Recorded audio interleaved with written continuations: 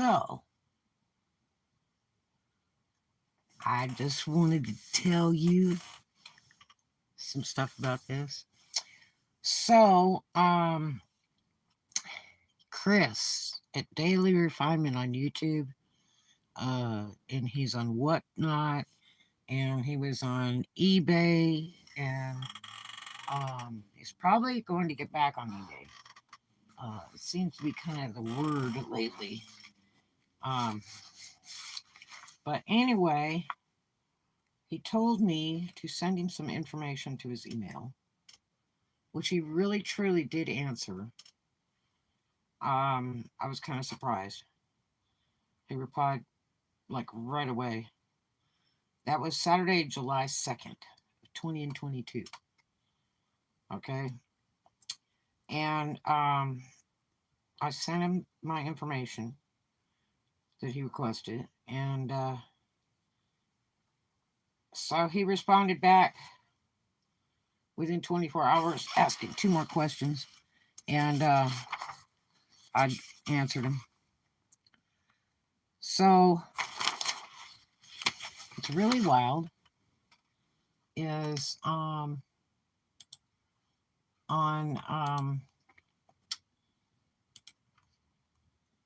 July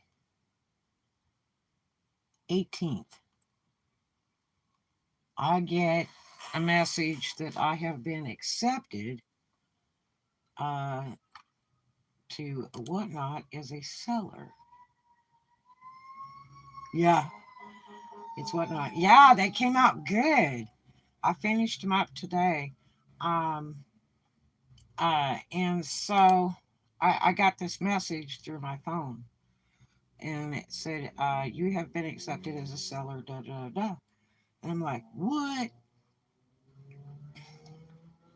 So then it requested that I you have to do this thing with Stripe with your identification, so they can verify your ID is real and everything, and prove your identity.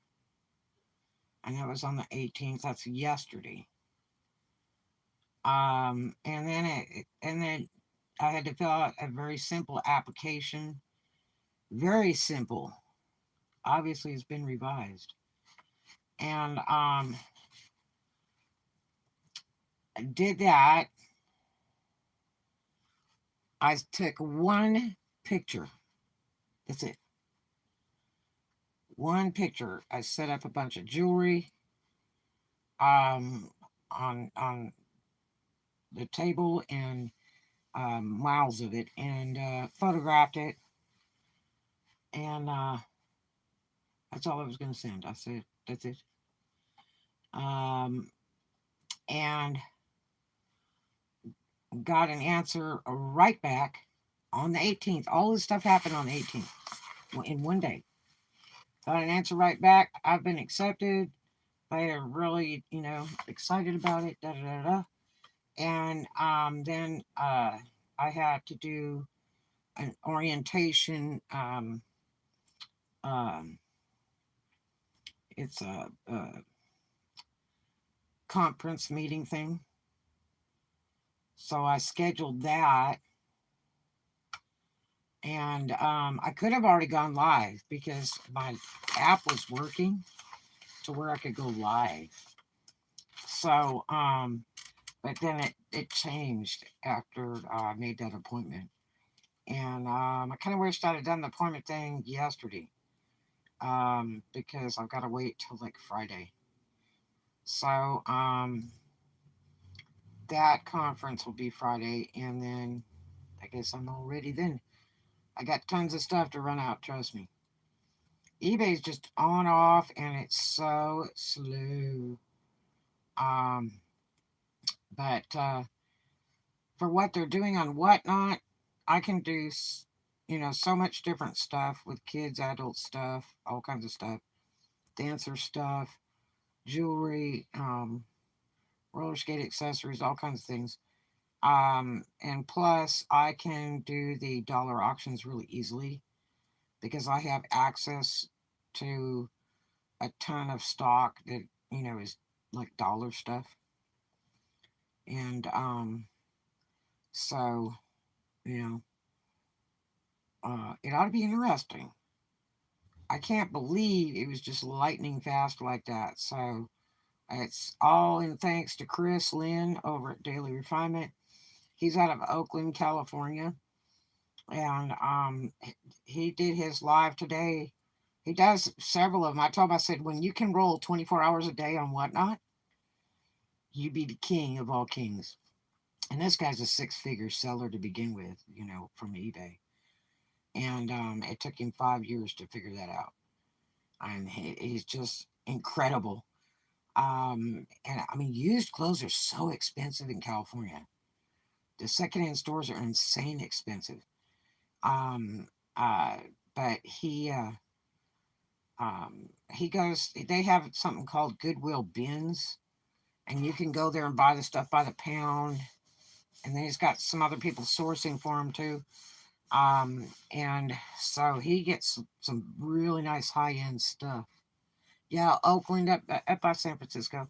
I used to have a nightclub out there, and I don't like any of that area. Sacramento, Oakland, none of it. I don't like any of it, and it rains all the time in San Francisco. Um, I think it's worse than Florida. But it's a fun place. If you ever get a chance to go, I've been many times. But anyway, yeah. So he works his stuff out of storage units. He had three or four of them, and I think he's got down to two now.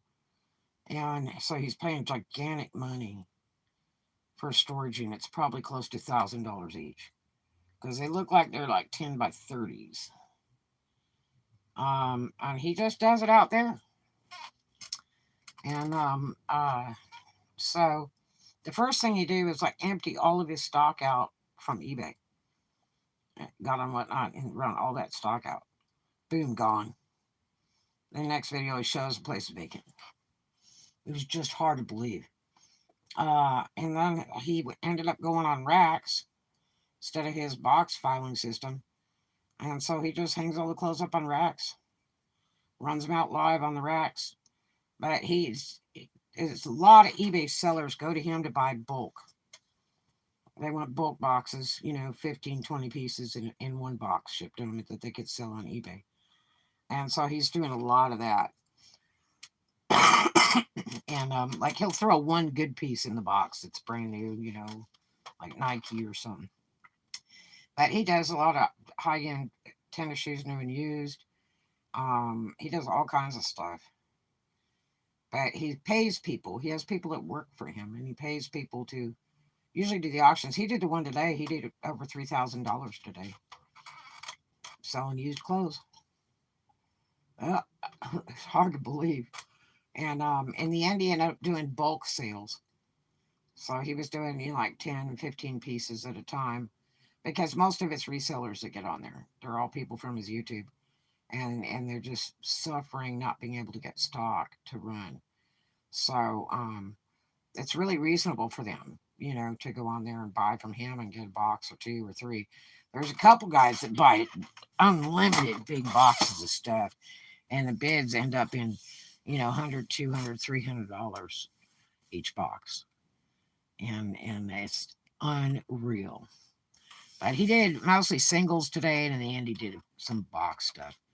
But he did over $3,000 in that show, and then he already did two shows today, and usually in the evening he has this couple, and they do the bulk box selling, like from their house in the kitchen or something, and they just sell the bulk boxes. And he starts all these auctions at $1. $1. But anyway, yeah, so came out pretty decent. So I was thinking it was Arkansas Razorback. I'm thinking it's either like a medieval dragon or a wolf or a werewolf. But it came out really good.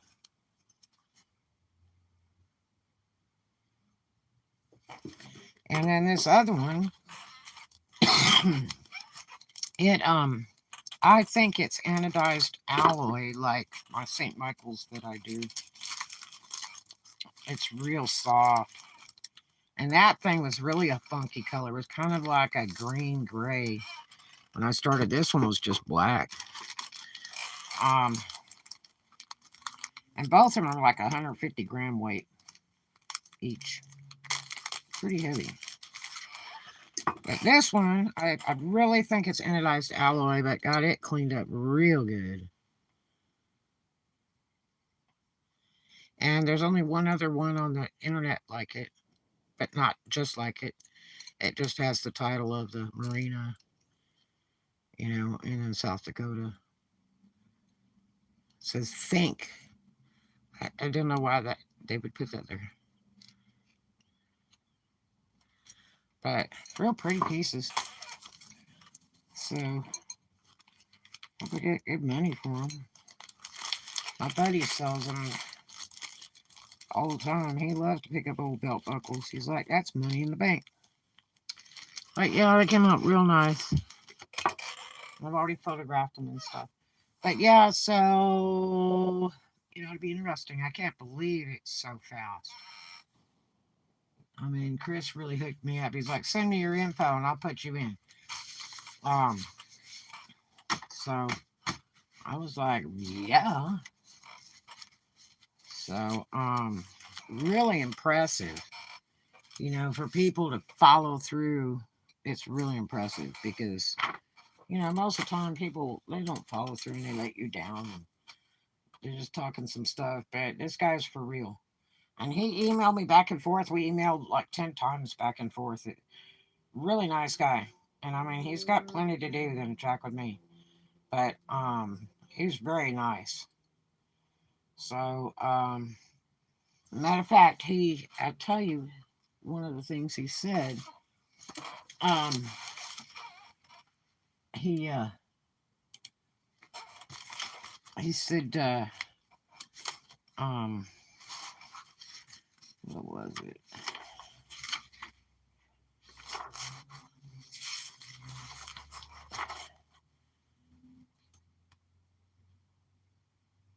He said it's cheap. I've paid whatnot. I think $60K in fees so far.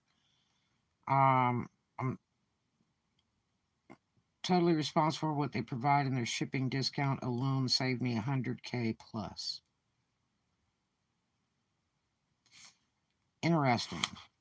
And then he said, so far, whatnot has generated 16,000 plus labels, that's shipping labels, and done all the customer service and payments. He said,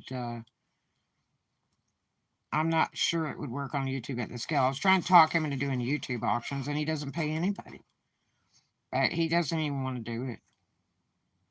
Because there's a few good YouTubers that do auctions, and they make, 1,000 or better in 2 or 3 hours on YouTube doing live auctions.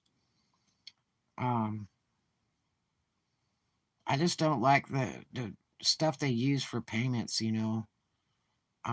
those little payment apps on the phone. I'm not a big believer in those. I kind of like PayPal.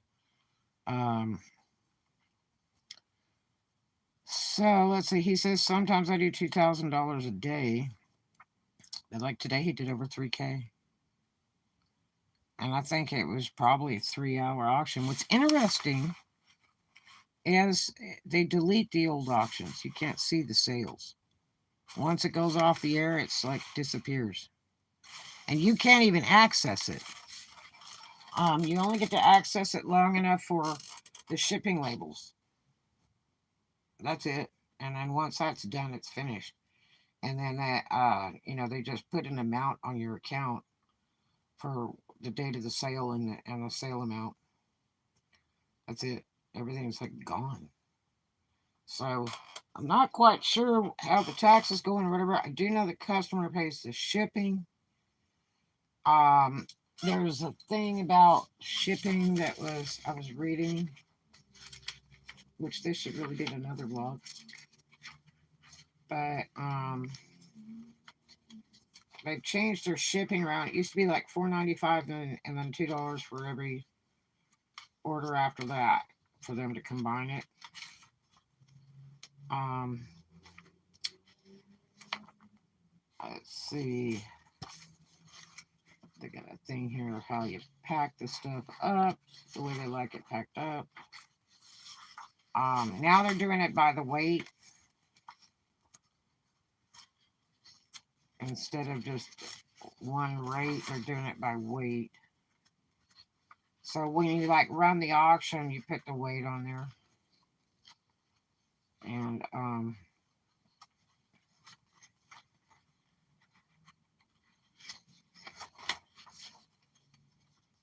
trying to look through these papers. I just print them out so they're all sticking together. But let's see.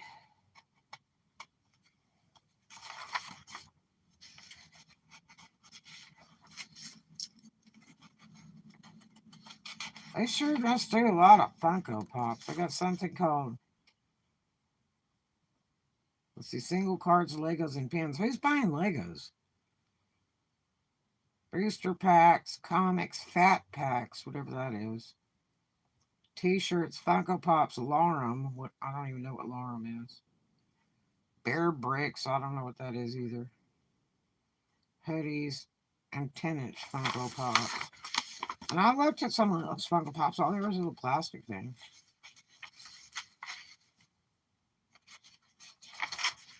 But apparently it's a really big deal.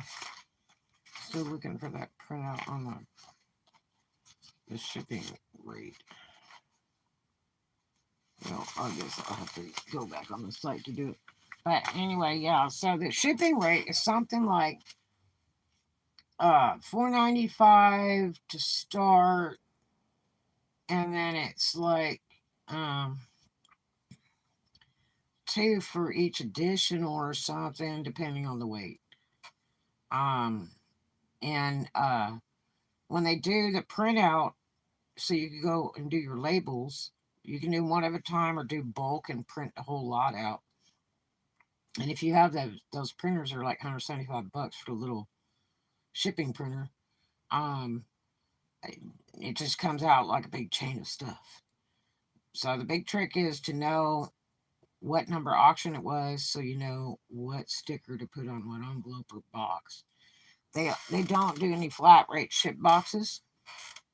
They want everything shipped priority if it's over like 14 ounces or something like that. Anything below that, it's you go buy your own supplies. So like if you're doing baseball cards, you got to go buy a bunch of envelopes, at the store, and then ship them out with that. And you'll probably go through a ton of printer ink though. After you do like 1,000 sales, like items, 1,000 items, and like 10 shows, then they'll start paying you up front as soon as you finish your sale thing. Otherwise, you have to wait to get your money 2 to 4 days after the customer receives the items. So, yeah. So it's pretty incredible. I don't know how long it's going to last. Because there's some things about it, But I mean, Chris is making horrendous amount of money. He did 38,000 in one day on whatnot, you know, and that's horrendous amount of money. 60 cents for now. First class stamp did it. Yeah, they keep changing it. All the couriers, FedEx, UPS, they've been changing it like weekly since I've been off Etsy. They keep going up. Now they, if you look it up, it'll say includes gas and mileage. They have that plussed on there. And it's like, oh my gosh. So uh yeah, it's getting scary, man. It is getting scary, you know. So and they're so crappy at delivering. Did you see those orders that I shipped out?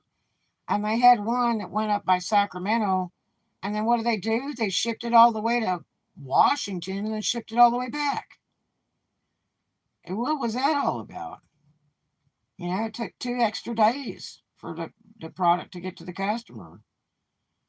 And then I had another one that they kept. Uh, they sent it.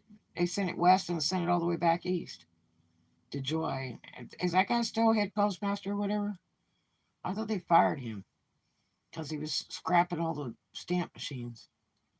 Um, but, but yeah, so the shipping's actually really cheap on Whatnot, especially if you're buying big bulk boxes and stuff like that stuff that Chris is auctioning off.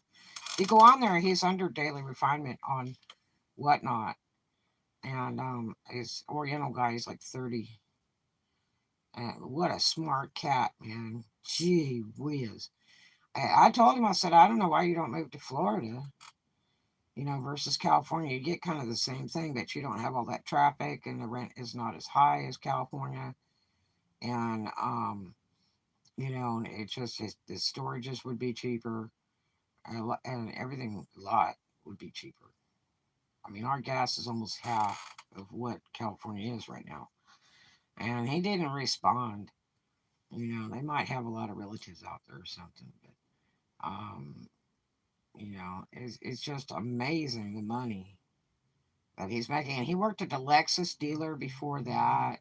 He did a couple other jobs before that, and then about 5 years ago, he started playing around with eBay, and uh, he's just really he's got it figured out. That's for sure. He was upset today, going, "God, this stuff would go for $40 on eBay, and this would go for $80 each on eBay," and it was like, oh. So he's got mostly resellers on there buying from him, you know, and it's all used, and he's making bank, man. And there's some brands that he didn't recognize or understand. And see, I know a huge amount about the schmata business, huge, huge, huge, because my first college degree was fashion design and merchandising at UCLA in California, and I worked selling clothing for all high end clothing companies um, while I was in high school. I mean, I would ditch school just to go work because it was such a waste of time when I could be making money. And matter of fact, when I worked for Theodore Corporation in Marina Del Rey, they used to send a taxi. They would pay a taxi to come pick me up from school and bring me to work at whatever time I could get out of there. And they would pay for that just so I would work. As I was top sales everywhere I worked. I mean, God, they used to buy me lunch, and a lot of these places buy me lunch, dinner, pay for my parking. You know, I mean, even when I worked in Beverly Hills, when I worked out Miracle Mile District, when I worked for Harrison Frank Clothiers, uh, that was a huge deal there. That was incredible. And in most of those places, I worked commission. You got commission, or you got commission versus pay, or pay with a commission. It just depended on the place, but most of them were commission. And that's why I was so into the bars, before that, with my fake ID, because, that was kind of a dream for me. I said, man, I want to be a bartender, you know? And so I worked in the fine dining restaurants, waitressing, and learned cocktails, and learned how to cocktail waitress, and then learned how to bartend. And I just thought that was it. But let me tell you, bartending is a nerve wracking job. I don't care if you work a discotheque, if you work country western joint, if you work a biker bar, because I worked them all, every kind, and it's problematic at times, and it just gets on your freaking nerves. But there's a lot of money in it. All the years that I worked, I got tired of it because when I quit drinking, I just didn't have the tolerance for idiot drunks. So yeah. So but I've done a ton of clothes: Beverly Hills, Century City, Marina Del Rey, uh, Culver City, um, gosh, all kinds of places. Miracle Mall District, just all kinds of places. But all good top end name, big names. I mean, I even worked for Contempo Casuals one time. The Casual Corner was a big thing. Um, uh, I really quite liked that job at Casual Corner. They had very nice clothing. It was so close to Theodore clothing, it was hard to believe. Um, I worked for Britannia on the corner there over at Rodeo Drive in Beverly Hills. We did all European imported jeans, and they were like up to $500 for one pair of jeans. And people would buy that stuff for jeans. For jeans. Jeans that didn't even fit good.